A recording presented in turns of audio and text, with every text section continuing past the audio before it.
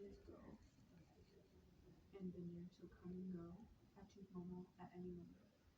So now, so basically here, up here we said it wasn't accessible until 1941, but now people can come and go as they please. Okay? So if, even on your exam, if one sentence doesn't make sense, just look at the context, right? Because before we read that it wasn't accessible, and now we're reading that it is. So if all else fails, try to do it in that way. Okay. Let's see next one.